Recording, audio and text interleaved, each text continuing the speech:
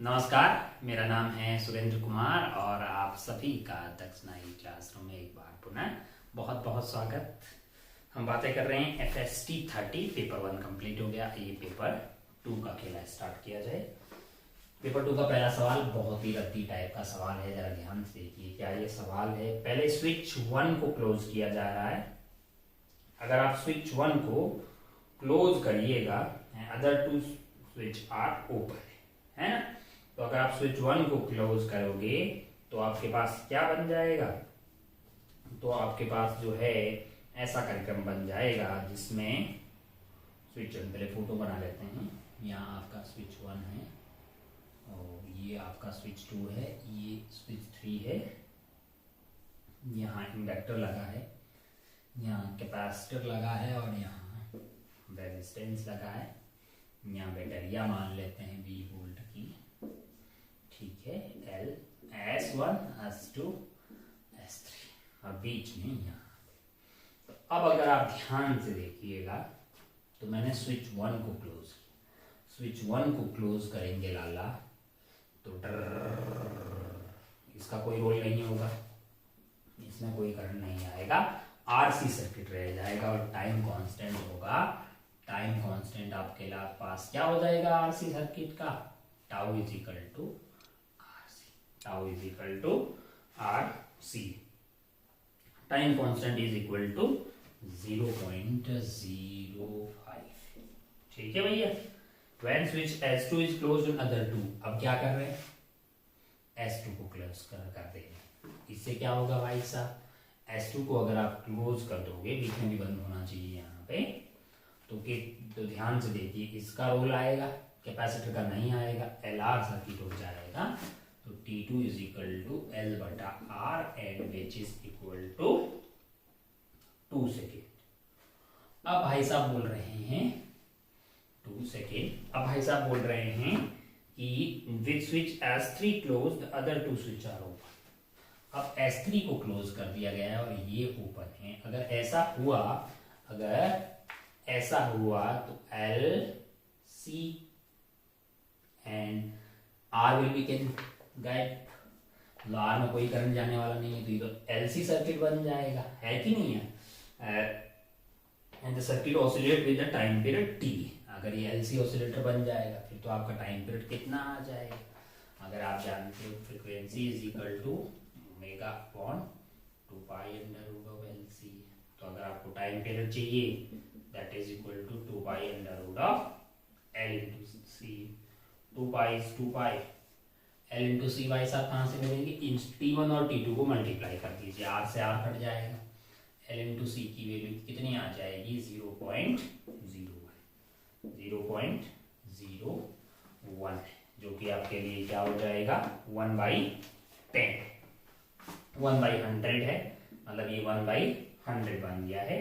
तो बाहर आपका 1/10 आएगा। आपको कुछ पाई स्क्वायर की वैल्यू 10 दी हुई है, यानी कि 1/100 को अपन मतलब क्या लिख सकते हैं, ये आपका 2 पाई हो गया और ये आपका 1/100 हो गया, है ना।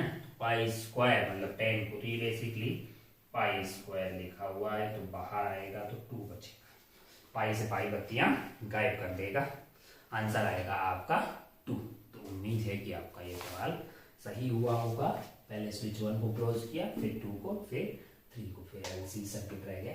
उसका टाइम पीरियड आपका ये आता है, मतलब फ्रीक्वेंसी ये और टाइम पीरियड ये, तो वैल्यू डाल दीजिए। इसमें कोई बहुत तगड़ी सवाल ही नहीं है, आसान सा सवाल है इसमें। कर ली सवाल नंबर 2 भी आसान है, ऐसे सवाल आपने पहले भी सॉल्व किए होंगे। बढ़िया भाई।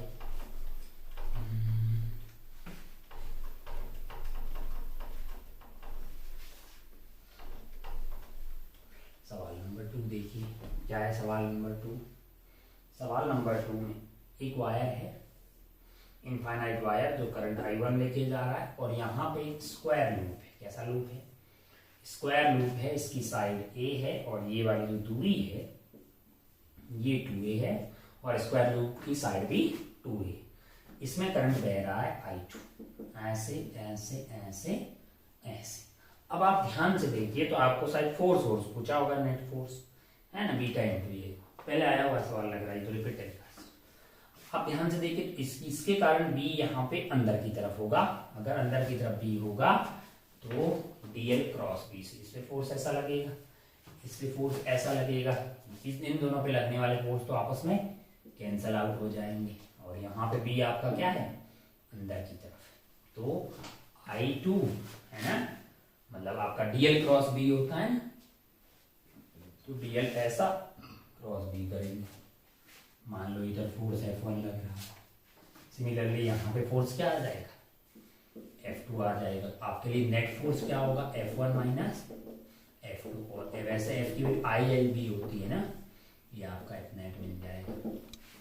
तो I क्या लग रहा होगा, I2 लग रहा है, मतलब I2 ही है। L की वैल्यू, मतलब L की वैल्यू क्या है इसकी, 2A, इसकी भी क्या है 2A, बस B तो अलग होगा, यहाँ का B और यहाँ का B अलग अलग होगा। B की वैल्यू क्या होगी, वो यहाँ से आएगी, कितना होगा, mu naught I upon 2 pi D, 4 pi D into sine theta 1 plus sine theta 2 से इनफाइनाइट है तो 2 पाई डी आ जाएगा। म्यू नॉट I1 अपॉन 2 पाई डी, डी की कितना है आपके लिए 2A है यहाँ के लिए, और यहाँ के लिए मैंने कहा म्यू नॉट I अपॉन 2 पाई, और ये 2A और 2A इसके लिए कितनी दूरी हो गई, 4A होगी। तो अगर आप ध्यान से देखें तो ये 2A से 2A कट जाएगा और यहाँ बचेगा 2, तो ऊपर की तरफ आपके लिए क्या बच गया, ये I1 है, ये I1 है ये भी, तो ऊपर की तरफ आपके लिए क्या बचा है, म्यू नॉट I1 I2 है, और यहाँ पे क्या है, ये आपका 1 अपॉन 2 पाई माइनस 1 अपॉन 4 पाई है ना, तो 1 अपॉन 4 पाई घटाइएगा तो 1 अपॉन 4 पाई ही बचेगा। तो यहाँ पे अगर आप बोल रहे हैं भाई इसके ऑप्शंस को देखिएगा, I1 और I2 1 एम्पियर है, तो 1 एम्पियर है, तो ये आंसर आ गया म्यू नॉट अपॉन 4 पाई, म्यू नॉट अपॉन 4 पाई। भाई साहब बोल रहे हैं कि वो beta into mu naught, beta की वैल्यू क्या है, बीटा इज इक्वल टू 1। ये सवाल रिपीट हुआ है, बहुत ही लल्लू सवाल है। आइए आगे बढ़ते हैं सवाल नंबर 3 की। उम्मीद है कि सबका सेकेंड वाला सही हुआ हो। आइए बढ़ते हैं सवाल नंबर 3 की। सवाल नंबर 3 क्या है, सवाल नंबर 3 जरा ध्यान से देखिए। In a circuit branch carries only capacitor, एक कोई सर्किट है उसमें सिर्फ और सिर्फ कैपेसिटर ही लगा हुआ है और उसमें करंट बह रहा है I is equal to I not sine 2 pi T. ठीक है, आपसे पूछा है मैक्सिमम पोटेंशियल, मैंने कहा भाई देखो चार्ज Q और माइनस Q आ जाएगा, है कि नहीं है, तो पोटेंशियल होगा आपका Q इंटू वी, अगर आप डिफरेंशिएट कर दोगे तो dq by dt is equal to c into dv by dt आ जाएगा। ये आइटम तो I दिया हुआ है, आपको क्या दिया हुआ है, I not sine 2 pi t और which is equal to c into dv by dt को मैं ले आता dv बाई dt लिख देते हैं एनीवे, तो ये आपका हो गया c dv is equal to I not sine 2 pi T dt। आइए इंटीग्रेट कर देते हैं, तो आपके पास पोटेंशियल 0 से v जाएगा, कब, जब क्या बोल रहा है, the maximum magnitude of potential difference across the capacitor. मैंने कहा ठीक है, अगर आप ध्यान से देखिए तो आपको t इज इक्वल टू 0 पे capacitor uncharge, t is equal to 0 पे कैपेसिटर क्या है, अनचार्ज है। किसी भी टाइम t पे मान लो ये 0 से t तक है, पोटेंशियल v हो जाएगा, तो ये आपका हो जाएगा c इंटू वी, या फिर अगर v चाहिए तो c इधर डिवाइड कर दो, I नॉट कॉन्स्टेंट है, I नॉट बाई c आ जाएगा, और साइन का integration minus of cos 2 pi t और नीचे डिवाइड बाई 2 पाई आ जाएगा। लिमिट आपकी कहाँ है, 0 से t तक, तो लोअर माइनस अपर कर दीजिए ताकि ये I not by C positive, मतलब ये वाला पॉजिटिव कर देते हैं, divided by 2 pi C, lower आप डालिएगा तो cos 0 is 1 minus cos of 2 pi T, है ना। तो अगर आप ध्यान से देखिएगा तो इसकी मैक्सिमम वैल्यू 1 हो सकती है, तो ये 2 हो जाएगा। आपको निकालना क्या है, आपको निकालना है इसकी मैक्सिमम वैल्यू। आई नॉट का इंटीग्रेशन यहाँ पे माइनस था क्या, ये माइनस कहाँ से आया, साइन के इंटीग्रेशन से, तो मैंने लोअर माइनस अपर कर दिया तो ये आ गया है। अच्छा, आपसे पूछा गया कि भाई मैक्सिमम वैल्यू क्या हो सकती है किसकी, वी मैक्स की। मैंने कहा भाई वी मैक्स तो तब होगा जब किसकी वैल्यू क्या हो जाए, -1 हो जाए। ये -1 और -1 क्या हो जाएगा, प्लस, और तो यहाँ पे 2 से ये मल्टीप्लाई होकर आई नॉट बाई पाई सी हो जाएगा, आई नॉट बाई पाई सी। अरे -1 और -1 प्लस 1 हो जाएगा, तो ये twice of I not upon twice of pi c से पाई सी कट जाएगा, आई नॉट बाई पाई सी हो सकता है भाई साहब वी मैक्स। अगर आपको मैक्स चाहिए तो वो आई नॉट बाई पाई सी आएगा। तो आपको क्या करना है कि वो बोल रहा है ट्वाइस ऑफ आई नॉट। अच्छा, यहाँ ट्वाइस है तो क्या कर रहा है नीचे के पाई सी, के पाई सी है ना, तो पाई सी तो ऑलरेडी है, आपने यहाँ 2 से मल्टीप्लाई किया, यहाँ फिर 2 से करना पड़ेगा, मतलब के की वैल्यू 2 है ना। इतना घुमा फिरा का है रहे हो, सवाल में कुछ ज्यादा दम नहीं है, के की वैल्यू क्या आ गई, 2 आ गई। आइए आगे बढ़ते हैं सवाल नंबर 4।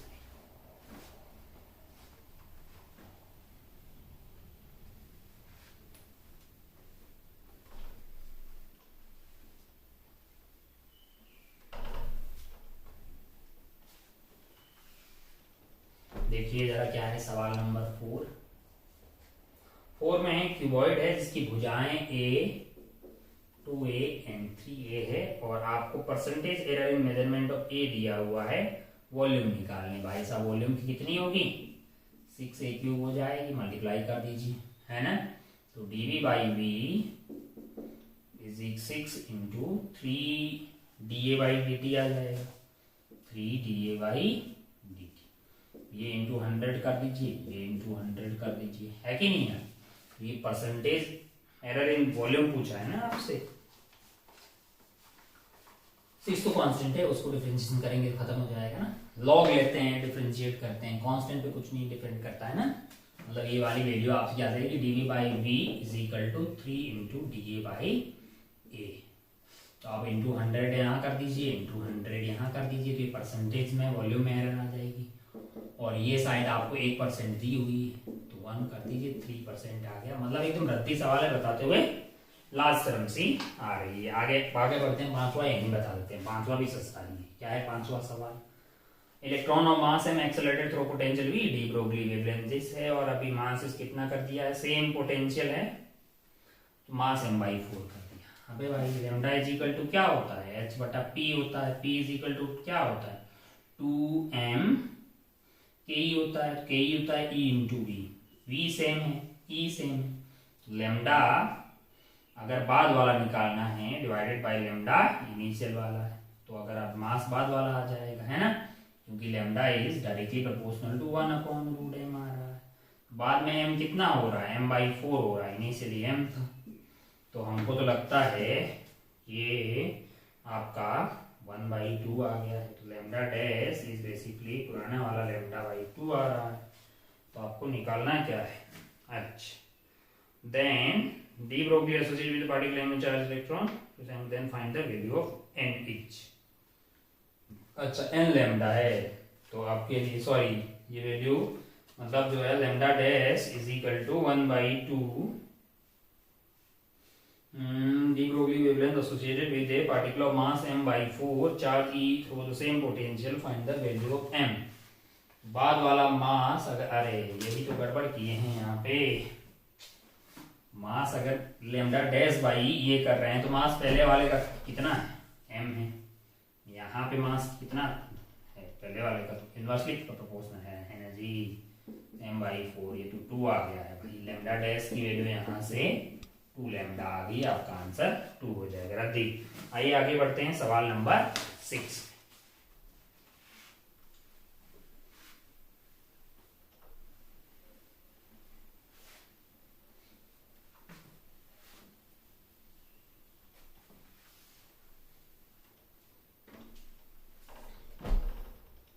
सवाल नंबर 6 क्या है, सवाल नंबर 6 जरा ध्यान से देखिए।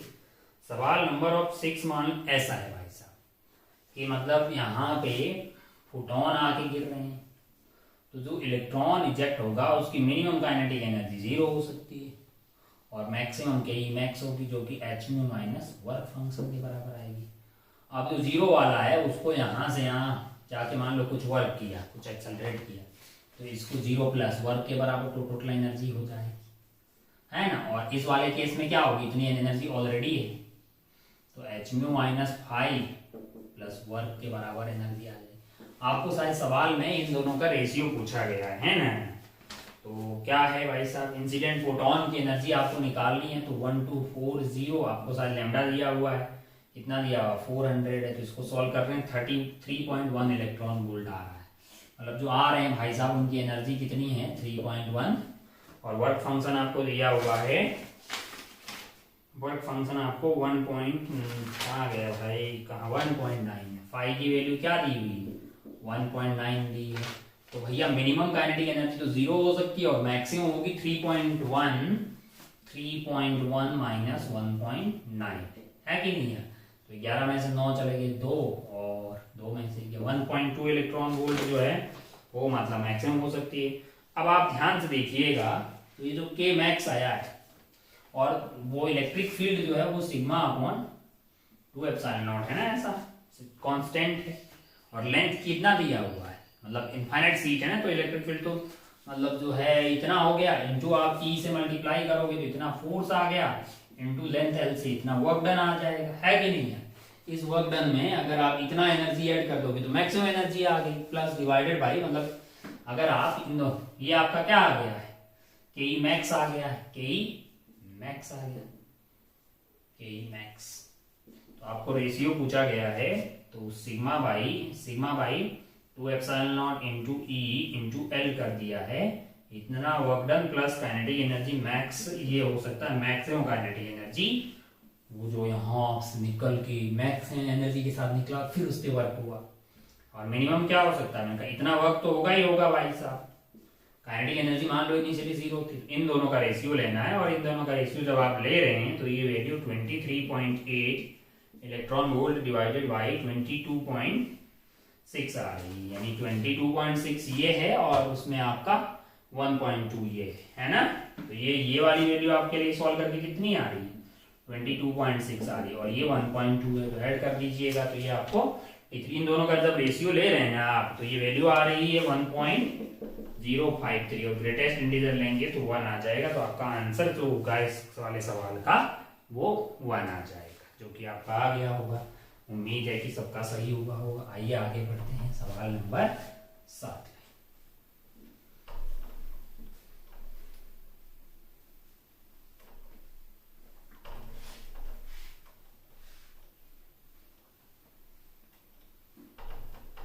देखिए जरा ध्यान से देखिए,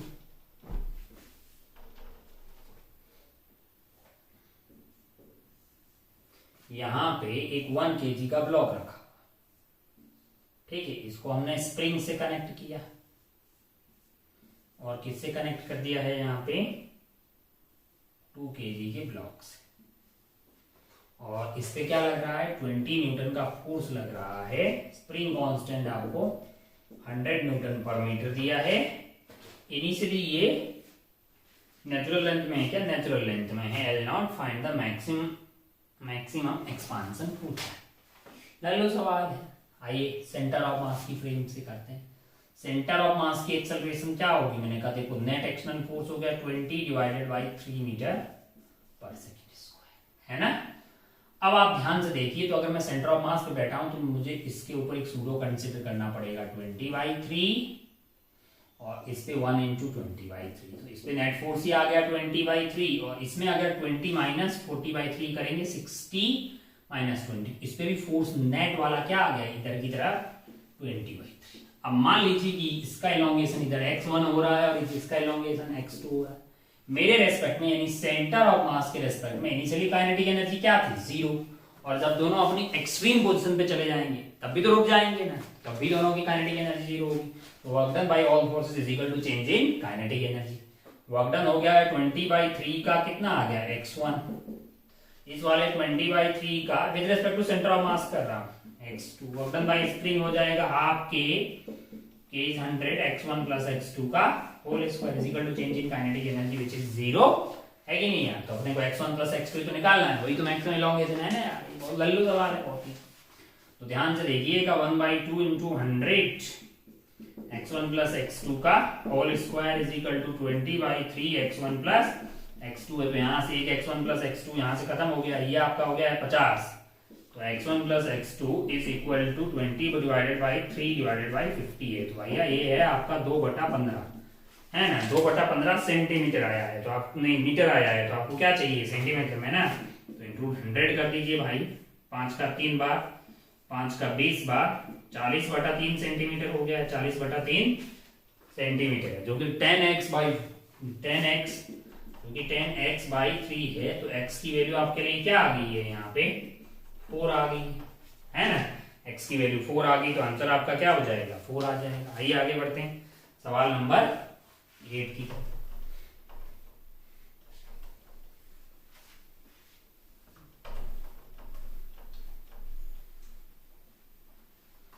बढ़िया हो लगा।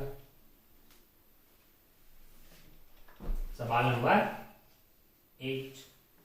सवाल 8 में क्या है कि मतलब इस तरह का एक रिंग है और यहाँ पे हिंज कर रखा है और यहाँ से एक बॉल है, ये bullet of mass M moving V not अंदर की तरफ जा रही थी, मास एम बी नॉट वाली आती है, इससे टकराती है। Uniform ring of mass M, radius 1 metre है ना। वी नॉट की वैल्यू 11 ले लीजिए। Bullet of mass M uniform ring of same mass, इसका मास भी एम है रिंग का और रेडियस आपको 1 मीटर दिया है। Ring is rotate about the x axis, इस एक्सिस के अबाउट रिंग फिर क्या करेगी घूमने लग जाएगी डॉट डॉट डॉट डॉट इस एक्सिस के अबाउट, यही एक्स है भाई, ठीक है। और ये ऐसे चुम ये वाई दिया हुआ है। हाँ, find the angular velocity of section V not को 11।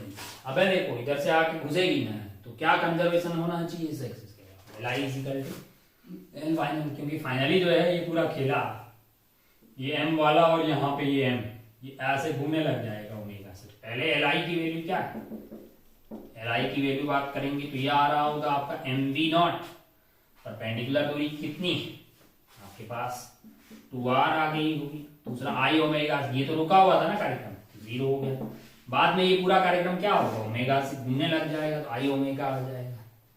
तो ये हो गया आपका m v not 2r is equal to I की वैल्यू क्या हो जाएगी भैया, ये एक्सिस के अबाउट, ये एक्सिस के अबाउट रिंग का कितना होता है, ये एक्सिस के अबाउट रिंग का होता है mr स्क्वायर, इसके अबाउट mr स्क्वायर बाई 2 आ जाएगा, प्लस ये करिएगा mr स्क्वायर, तो 3mr स्क्वायर हो गया, 3mr स्क्वायर बाई 2 तो रिंग का हो गया, प्लस ये भाई का कितना आएगा यहाँ से m इंटू 2r का स्क्वायर, तो ये 4r, तो ये 4r स्क्वायर हो गया, 4 और 2 8 हो गया, 11 हमको लगता है कि 11 mr स्क्वायर बाई 2 हो गया, 11 mr स्क्वायर बाई 2, तो ये आ गया इंटू ओमेगा है।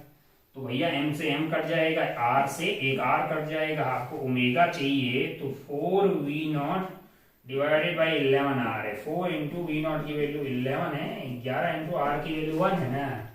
तो हमारा आंसर यहाँ से 4 रेडियन पर सेकेंड आ रहा है। अब आप देख लीजिए कैलकुलेशन कैसा किए हैं, आंसर 4 दिया हुआ है, इसका मतलब सत्य किए। लल्लू सवाल है, लल्लू पल्लू, कैसा लल्लू पल्लू। भाई आगे बढ़ते हैं सवाल नंबर 9 पे। सवाल नंबर 9 बताते हुए लास्ट शर्म आ रही है, क्योंकि सवाल नंबर 9 जो है पुराने टेस्ट में आया हुआ है, रेजोनेंस हो रही है, तो एम्पलीट्यूड का क्या होना चाहिए मैक्सिमम वैल्यू। अगर वो एम्पलीट्यूड मैक्सिमम होगा तो एम्पलीट्यूड को जो है 55 डिवाइडेड बाई रूट में आपको दिया हुआ है, पुराने टेस्ट में आया हुआ है लाला 2 omega square minus 36 omega plus 9 है। तो आपको क्या चाहिए, इसकी मिनिमम वैल्यू चाहिए, है ना, इसकी मिनिमम वैल्यू, मतलब y is equal to 2 omega square minus 36 omega plus 9 है, इसकी मिनिमम वैल्यू चाहिए। तो लाला dy बाई डी ओमेगा निकाल दो, dy बाई डी ओमेगा निकालोगे तो क्या वैल्यू आ जाएगी उसकी, 4 omega minus 36 is equal to 0, है ना। तो यहाँ से ओमेगा इज इक्वल टू 9 आ गया है, और अगर आप d2y by D omega square निकालिएगा तो ये वैल्यू तो वैसे भी ग्रेटर देन 0 आ रही है, मतलब ओमेगा इज इक्वल टू 9 पे आपको माउथ ओपनिंग अपवार्ड टाइप का मिलेगा, यानी कि मिनिमम वैल्यू मिलेगी इसकी, तो एम्पलीट्यूड की मैक्सिमम वैल्यू मिलेगी, मतलब ओमेगा की वैल्यू 9 होनी चाहिए। तो आंसर आपको 9 दिया हुआ है।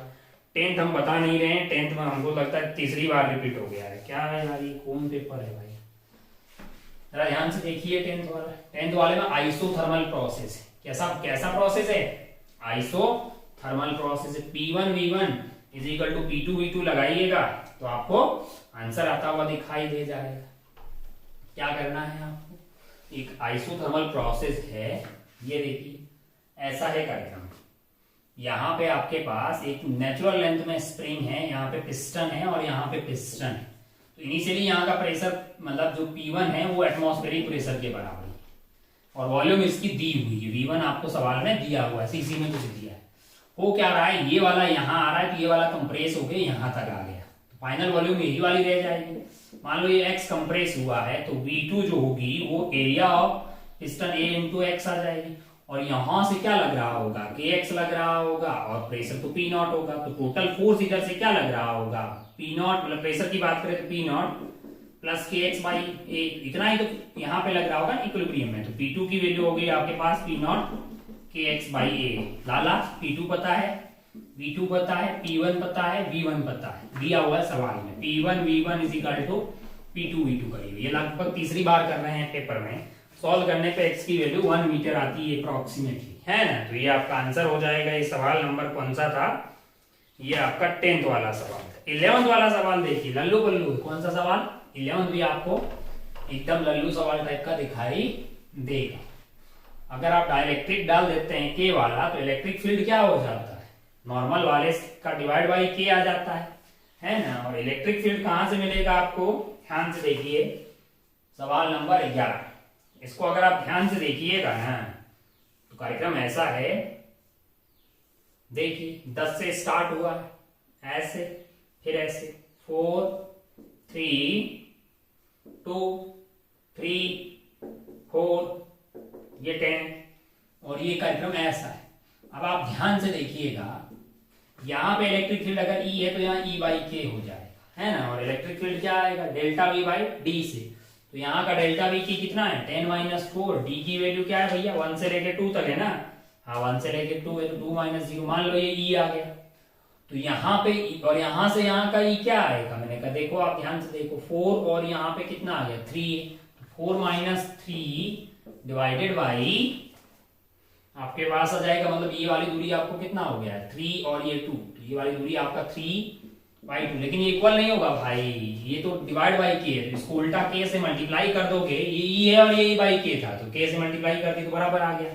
अब यार के क्या है, डाइलेक्ट्रिक कांस्टेंट जानते हो ना, यहाँ का इलेक्ट्रिक फील्ड है ई बाई के होता है। ये इलेक्ट्रिक फील्ड निकाल के से मल्टीप्लाई किया तो ई के बराबर आ गया। आप देखिए जरा यहाँ से 6/2 3 आ गया है जी, ये 3 हो गया और ये आपका 1/1 ही है क्या इंटू के। तो के की वैल्यू 3 आ गई। लल्लू लाल खत्म, टाटा बाय बाय। तो आंसर आपका 3 हो गया है। आइए आगे बढ़ते हैं सवाल नंबर 12 पे। सवाल नंबर 12 है ना। अगर आपको विंड डिस्प्लेसमेंट लो याद है, lambda max is equal to T is equal to b, Wien displacement law. अगर आपको ये सिग्मा की वैल्यू सवाल में दी हुई है, लैम्डा मैक्स पता लग जाए तो आप बड़ी आसानी से क्या पता कर लेंगे, टेम्परेचर पता कर लेंगे। लैम्डा मैक्स तब होगा जब एनर्जी मिनिमम होगी, और मिनिमम एनर्जी कितनी चाहिए होगी इलेक्ट्रॉन निकालने के लिए, वर्क फंक्शन के बराबर निकालनी चाहिए।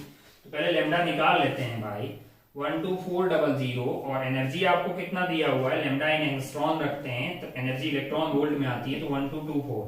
यहां से अगर आप ध्यान से देखिएगा तो लैम्डा आपका आ रहा है 10,000 एंगस्ट्रॉन। तो अगर ये 10,000 एंगस्ट्रॉन है तो 10,000 into T must be equal to b ना, must be equal to b है। बी की वैल्यू आपको 3 इंटू 10 की पावर -3 दिया हुआ है, तो यहां से टी की वैल्यू क्या आ गई, देखो भाई -3 तो था ही सही, और ये एक मतलब आपके पास जो है 4 -7 टाइप का फॉर्मेट बन गया है। अच्छा ये वाली जो वैल्यू है वो एंगस्ट्रॉन में है लाला, तो इसको मीटर में मतलब ऐसे करना पड़ेगा ना, तो इंटू 10 की पावर जो है इतना मतलब जो है एंगस्ट्रॉन, यानी कि इंटू 10 की पावर -10 कर दिए हैं। तो देख लीजिए जरा ध्यान से, ताकि ये भी मीटर में बदल जाए। तो ये था आपका 4, ये 10 की पावर -6 था, तो t की वैल्यू यहाँ से 3 इंटू 10 की पावर 3 आ जाएगी लाला, क्योंकि -3 उधर 6 जाके 3 इंटू 10 की पावर 3 है। तो क्या चाहिए आपको, आपको चाहिए कि भाई साहब मिनिमम टेम्परेचर इन 10 की पावर 3, तो 3 आ गया भाई, 10 की पावर 3 का मल्टीपल में 3 इज द आंसर, है ना। सवाल समझ गए ना। Lambda max into T is equal to constant होता है में। लैम्डा मैक्स तब होगा जब एनर्जी मिनिमम होगी। मिनिमम एनर्जी आपको इलेक्ट्रॉन इजेक्ट करने के लिए कितना चाहिए, भाई के बराबर चाहिए ना लाला। बाकी तो आप 12400 बाई लैम्डा एंगस्ट्रॉम से एनर्जी लिखते ही हैं इलेक्ट्रॉन वोल्ट में ना, तो कर लीजिएगा। बहुत ही लल्लू पल्लू सवाल है। देखिए जरा आगे 12 के बाद आगे बढ़ते हैं 13 वाले सवाल। देखिए क्या है 13 वाला सवाल। मिट जाओ।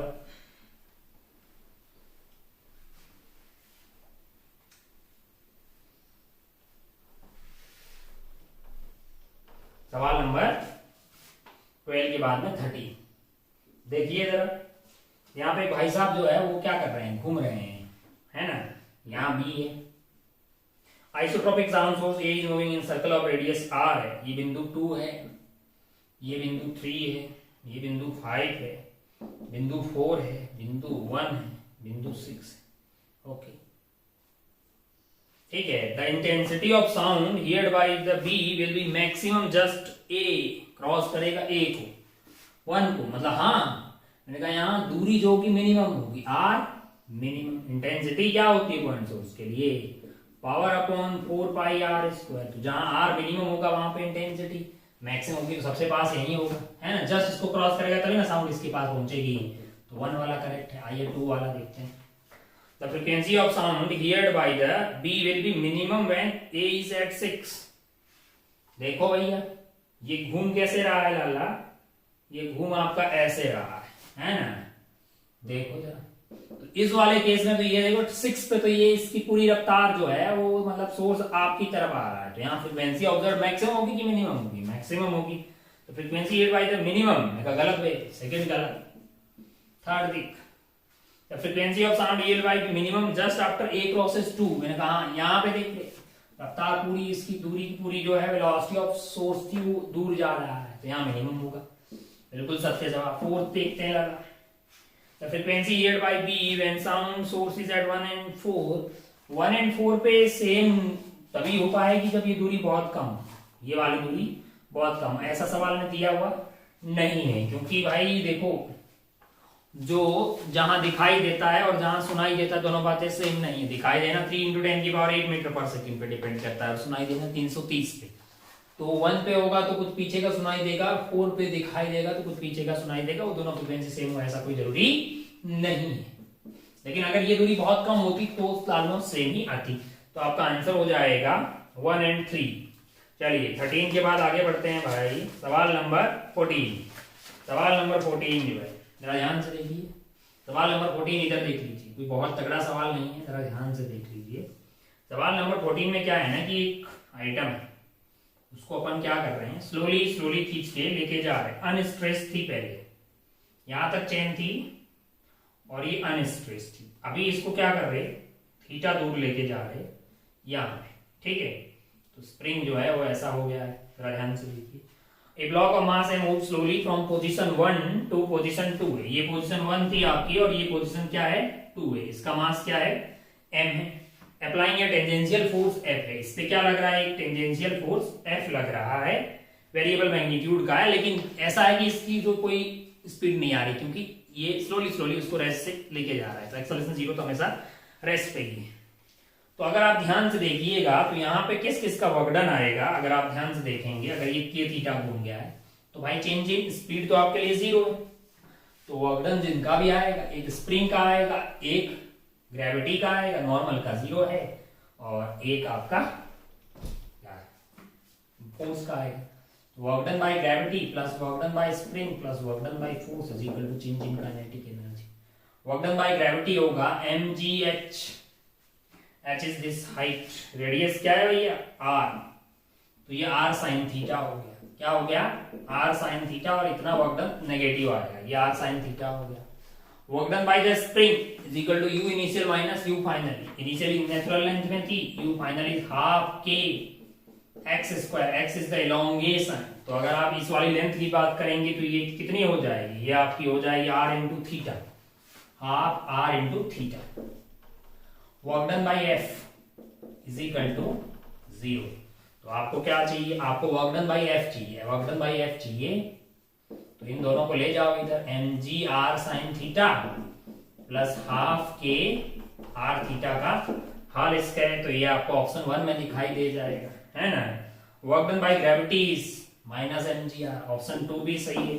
Work done by spring forces, work done by spring force is negative, this is work done. तो भाई साहब बोल रहे हैं कि इतना आएगा पॉजिटिव में, गलत। फोर्थ में बोल रहा है नॉर्मल रिएक्शन, नॉर्मल रिएक्शन की किसी भी थीटा पे चला गया तो इसकी रफ्तार 0 है, रफ्तार क्या है 0। तो नीचे आपके पास क्या लग रहा होगा, mg लग रहा होगा, ये एंगल थीटा है तो ये 90 माइनस थीटा होगा, है कि नहीं यार, है ना। तो अगर आप ध्यान से देखिएगा तो इधर की तरफ mg का कौन सा कंपोनेंट आ जाएगा, इसका bd बना देते हैं, ये m है, इधर की तरफ mg ये एंगल थीटा है तो क्या आ जाएगा mg साइन थीटा आ जाएगा, है ना। इधर नॉर्मल लग रहा होगा और mg sine theta minus normal is equal to mv square बटा आर होता। सौभाग्य से v की वैल्यू 0 है तो n की वैल्यू हर एक पॉइंट पे क्या होगा, mg साइन थीटा हो जाएगी, क्योंकि v 0 स्लोली स्लोली लेके जा रहे हैं और इनिशियली रेस्ट में था, स्लोली स्लोली का मतलब एक्सेलरेशन 0, तो फिर हमेशा रफ्तार 0 रही है। Normal reaction is equal to mg sine theta, ये भी सही हो गया भाई, तो 1 2 एंड 4 आपका सही हो गया। आइए आगे बढ़ते हैं सवाल नंबर 15 पे। 15 एकदम खत्म केस, क्या खत्म केस, बहुत ही आसान है, जरा ध्यान से देखिए क्या है सवाल नंबर 15।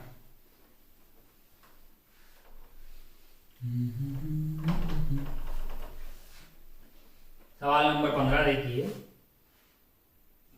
एक्सेलरेशन वर्सेस एक्स का कर्व,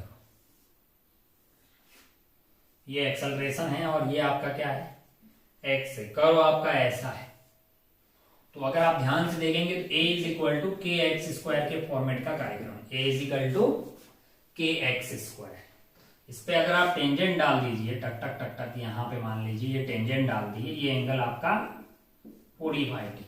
तो इस पे टेंजेंट डालने का क्या मतलब, अच्छा एक बात बताइए, और यहाँ पे टेंजेंट जो है वो हॉरिजॉन्टल, ऐसा कुछ है ना इन्फॉर्मेशन, पैराबोलिक, तो ये हॉरिजॉन्टल हो गया, तो यहाँ मतलब टेंजेंट का स्लोप हो जाएगा dA by dx, this is 2kx।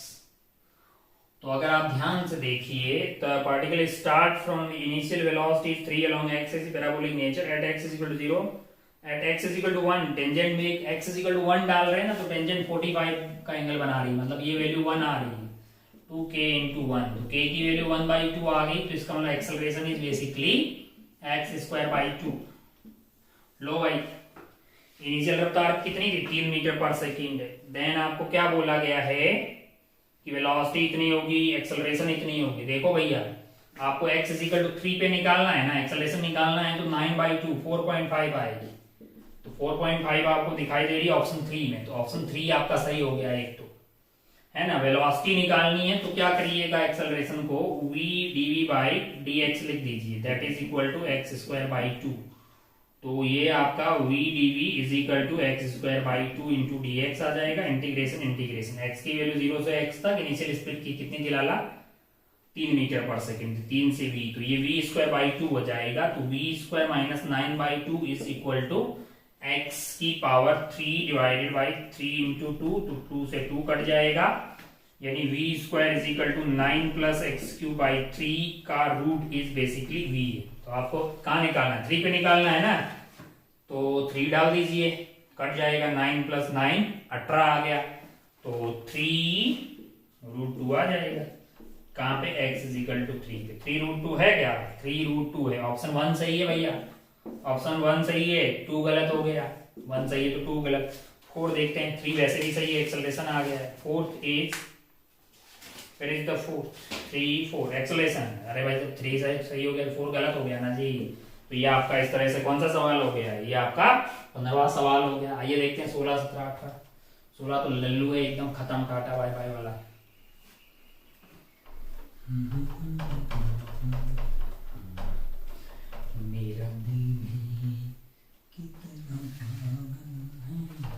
सवाल नंबर 16 देखिए लाला, देखिए यहां पे 10 एम्पियर का करंट आ रहा है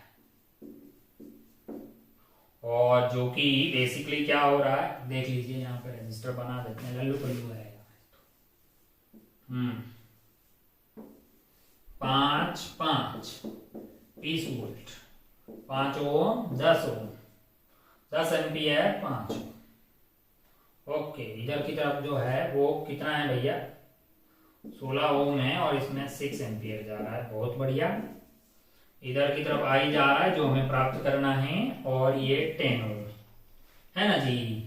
तो अगर आप ध्यान से देखिएगा तो मान लेते हैं कि भाई इधर से 10 एम्पियर आ रहा है, इधर की कितना चला गया, x चला गया, और इधर मान लीजिए y चला गया। तो x plus y is equal to क्या होना चाहिए, 10 होना चाहिए।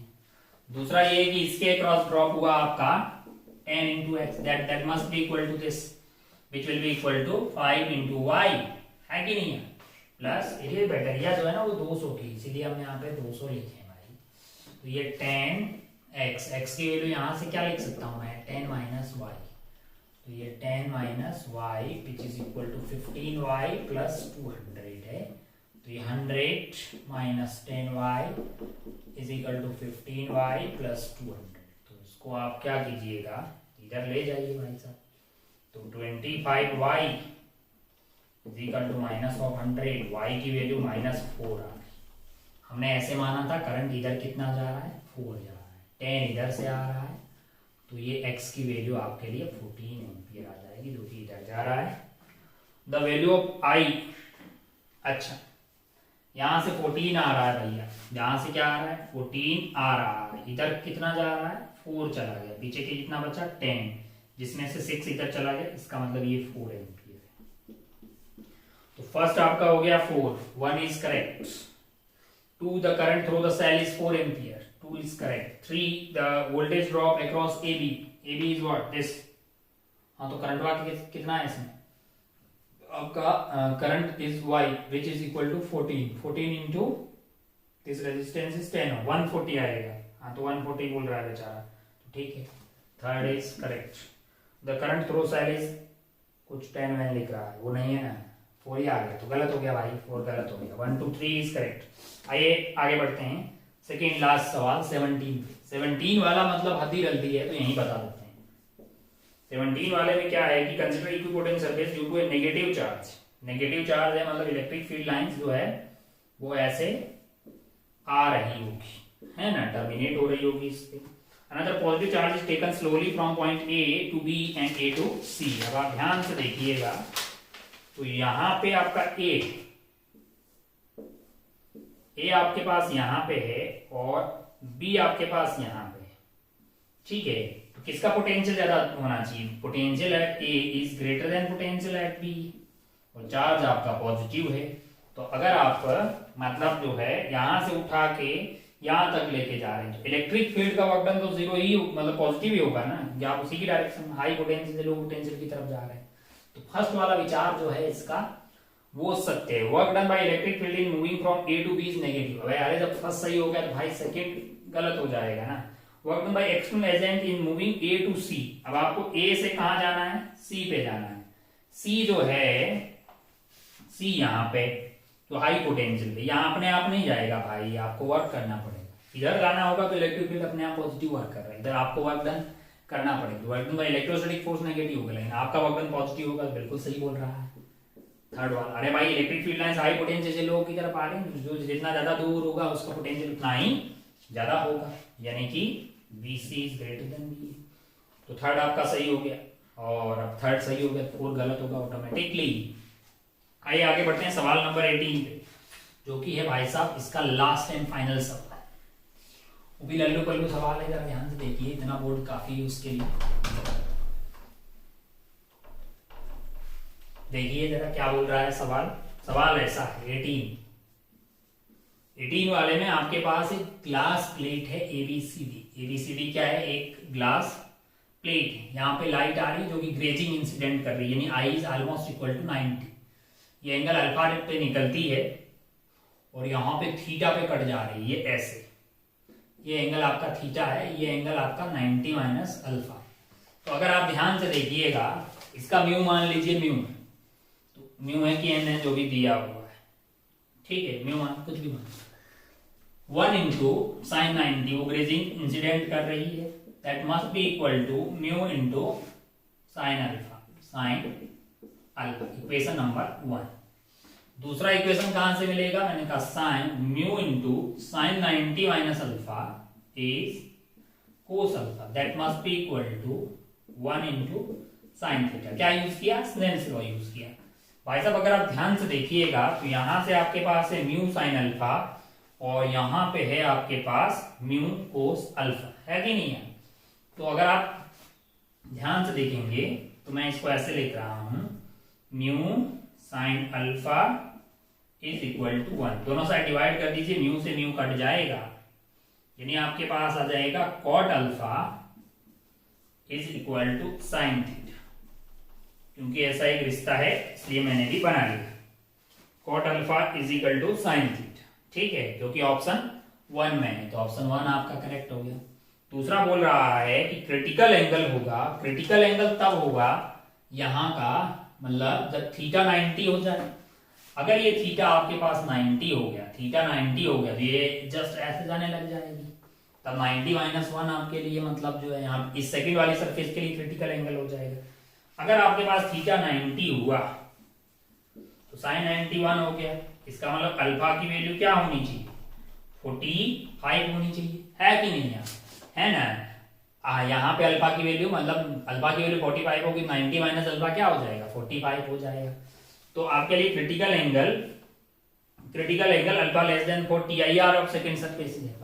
तो इसका मतलब जो है अल्फा भाई साहब जो है ना वो आपकी ये एंगल 45 आ गया, 90 माइनस अल्फा की मैक्सिमम वैल्यू क्या आ गई, 45 आ गई। तो 90 माइनस अल्फा TIR होने के लिए 90 माइनस अल्फा जो है वो 45 डिग्री से बड़ा होना चाहिए, यानी कि अल्फा आपका मस्ट बी मतलब alpha must be less than equal to 45 degree, तभी ना ऐसा हो पाएगा, है ना। जब अल्फा जो है वो लेस देन 45 डिग्री होगा तब आपके पास जो है वो मतलब जो 90 माइनस अल्फा जो है वो 45 से बड़ा हो जाएगा। तो अगर आप ध्यान से देखिए तो TIR सेकंड सरफेस के होने के लिए तो ये कंडीशन होगी। अगर अल्फा आपका 45 डिग्री से कम होगा तो म्यू फिर मतलब ये 90 होने के लिए इसको म्यू को बड़ा होना पड़ेगा, तो म्यू आपका √2 से बड़ा होना पड़ेगा, म्यू आपको क्या होना पड़ेगा, √2 से बड़ा होना पड़ेगा। अगर alpha is less than 45 degree then mu must be equal to √2, है कि नहीं है। क्योंकि अगर आप ध्यान से देखिए तो यहाँ पे आपके पास mu into cos alpha is √2 which is equal to 1 into sine 91, यानी म्यू इस वाले केस में √2 होना चाहिए, है ना। तो थर्ड वाला केस आ गया म्यू ग्रेटर देन √2, तो ये ऑप्शन में नहीं है। सेकंड रिफ्रैक्टिव इंडेक्स बोल रहा है लेस देन √2 होना चाहिए, अरे नहीं भाई ग्रेटर देन 2 होना चाहिए, तो गलत हो गया ये। फोर्थ वाले पे जाइए, क्या बोल रहा है, नन ऑफ दिस, तो नन ऑफ दिस, तो नन ऑफ दिस, 1 एंड 2 जब सही हो गया तो हो गया लगा। खत्म, टाटा बाय बाय, खत्म टाटा बाय बाय। ये थे अपने 18 सवाल जो कि बहुत ही आसान तो नहीं कहेंगे, मतलब मीडियम लेवल के सवाल थे, बड़ी आसानी से आप इनको सॉल्व कर लेते अगर आप शुरू से काफी अच्छे से इन पेपर्स को सॉल्व कर रहे हैं। तो क्योंकि 2-3 सवाल तो आपको रिपीट होते हुए दिखाई दिए थे। बाकी आप अपना और अपनी पढ़ाई का, अपनी मेंटल हेल्थ का खूब ख्याल रखिएगा। इस FST के डिस्कशन में इतना ही, अगले वाले में मिलते हैं दोबारा। जय हिंद, जय भारत, टेक केयर।